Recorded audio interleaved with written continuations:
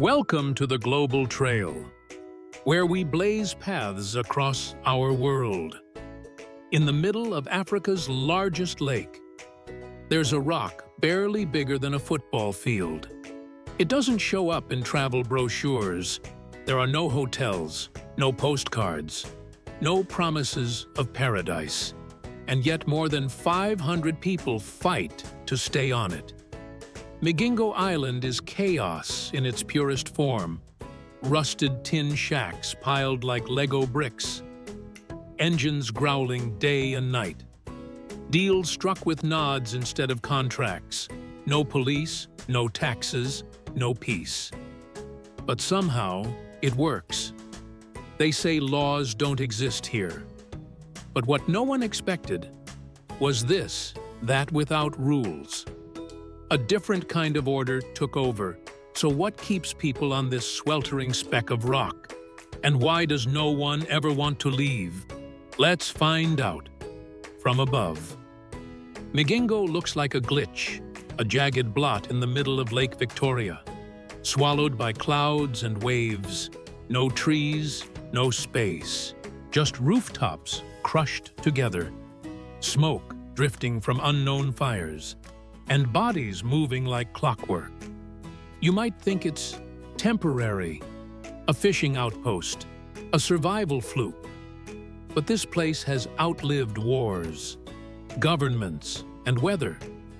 There are no addresses, no written rules, and no national anthem. Yet every square meter is claimed. Every movement has meaning. A nod replaces paperwork. A stare means don't cross this line. It started with one fisherman, then a few more, then hundreds, and now it's a floating micro-society held together by fish, fire, and fear. Why do they stay? Because Migingo, for all its madness, offers something rare, the promise of immediate reward and the constant threat of losing it. Today, we journey into the beating heart of this lawless island and discover a world more organized than it appears. Migingo was never meant to be lived on, and yet it refused to stay empty. For years, it was just a rock, wet, lifeless, and forgotten. Fishermen passed it by without a glance. Rumors spread about strange lights, whispering winds, and noises no one could explain. It was the kind of place boats avoided, even when the lake was calm. But desperation rewrites maps. In the early 1990s, a group of fishermen, running low on options and luck, dropped their nets near the island out of pure necessity. What they pulled up stunned them: Nile perch, big ones, strong, untouched. The next day, they came back. Soon, word spread across the lake like smoke. Migingo was gold beneath water. One boat became 10, then 30. By the time anyone asked who the island belonged to, it was already home to people who weren't planning to leave. There were no buildings, so they cooked on tin cans, slept on damp nets, tied tarps between rocks. They claimed corners with wet backpacks and marked space with sticks. Language didn't matter. Fish was the common currency. Shelters popped up, nailed together with rust and hope. Boats circled the island like a floating fence. Trade began: soap for fish, ice for nails, favors for room to sleep. A floating city was forming without a blueprint, without permission. What began as a survival stop became a destination. The fish didn't just feed the people, it fed ambition. And as the perch kept coming, so did the people, not just to catch, but to claim. And Migingo, once a rock no one wanted, became the island everyone would fight over. Who rules a place without rulers on Migingo? Power whispers and everyone listens. There are no police stations here, No mayor's office, no courtrooms or council meetings, but don't mistake that for lawlessness. Migingo is ruled by a code unwritten, but understood. Step onto the island, and you'll feel it immediately. Spaces are spoken for, though no signs exist. A wooden bench leaned against a wall. Someone sleeps there, a corner between two shacks. That's a drying zone for fish. Cross into the wrong space, and you won't be told with words. You'll know from the silence or the stare. Conflicts don't go to trial. They stop where they start, quickly and publicly. If someone cheats, takes more than they should, or disrupts the rhythm. Three things happen: a circle forms. Someone steps forward, and punishment is delivered without hesitation. Sometimes it's a rope, sometimes a stick. But most often, it's the collective force of the group reminding the individual that no one's bigger than the island. And then, there are the watchers, the silent ones. They don't fish, they don't trade. They just watch, perched on crates or leaning against boats. They see everything. They remember who cut the line, who lied about their catch, who got ice they didn't earn. No one appointed them. But when they shift, the island shifts with them. Deals pause, voices lower, and if they speak, the matter's settled before it begins. Newcomers learn fast order. Here isn't imposed, it's performed. Migingo may not have written laws, but it has memory. And on this rock, memory enforces more than any badge ever could. On Migingo, ice isn't just to preserve fish, it decides who wins, who eats, and who gets left behind. Every day begins with boats pushing out into the lake, patched motors, fraying ropes, and barrels half filled with fuel. They chase the same prize, Nile perch, thick-fleshed, white, and in constant demand. But catching the fish is only half the battle. What happens next is a game of timing, weight, and ice. There's no freezer on the island, no storage facility. The only thing standing between a fresh fillet and a spoiled mess is a block of melting ice, shipped in from the mainland. It arrives wrapped in rags, already sweating from the heat, divided by men who speak little and remember everything. Who gets the best chunk? The one who paid on time last week? The one who didn't start a fight? The one who didn't try to cheat the scale? That ice becomes power.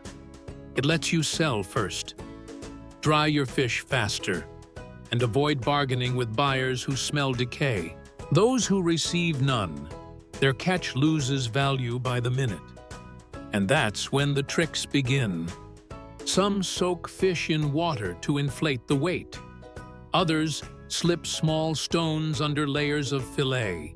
The cleverest use fake bottom buckets, ice stained with yesterday's melt to pass off older cuts as fresh. Buyers play their own games, claiming the load smells off, pulling out torn bills, or suddenly remembering a discount from last week. No one keeps receipts, but everyone keeps score. And through it all, ice decides the tempo. It grants favors. It creates debts. One piece can buy silence, protection, or a second chance. Because on Migingo, fish brings food, but ice brings leverage. When the sun disappears, Migingo transforms, and liquor writes the rules. As darkness falls, the island doesn't quiet down. It shifts into something rawer. Smoke rises from blackened pots balanced on stones. Radios tied with wire crackle with music. Wet clothes cling like a second skin. and the metal walls still radiate the heat of the day. In narrow alleys lit by flickering bulbs and flashlights wrapped in plastic, the mood thickens. Bottles pass from hand to hand unmarked. Potent, often mixed with industrial alcohol and lake water. Laughter grows louder. So do tempers. Deals are still being made. But now they come with drinks, slurred stories, and unspoken tensions. Those with money choose the music. They pour first. And in these circles, generosity isn't kindness, it's dominance. Then comes the moment it all turns. A voice gets too loud. A joke cuts too deep. Someone stands too fast. Fists clenched. The reaction is instant. A group forms. Hands grab shoulders. Someone pulls a rope, a stick, a length of cable wrapped in cloth. Punishment happens right there, swift, silent, and brutal. No debate, no warning. It's not about pain. It's about message. And when it's over, the island breathes again. Women move through these spaces with a different kind of power. They cook, trade, sometimes offer drinks, but always watch. Their glances warn before words are needed. They sense danger before it arrives. Some have agreements, protection in exchange for presence. Others need none. When they act, it's fast and final. Outsiders think chaos reigns at night. But here, it's a balancing act. A performance everyone knows by heart. The island stays standing because its people know just how far to go and when to pull back.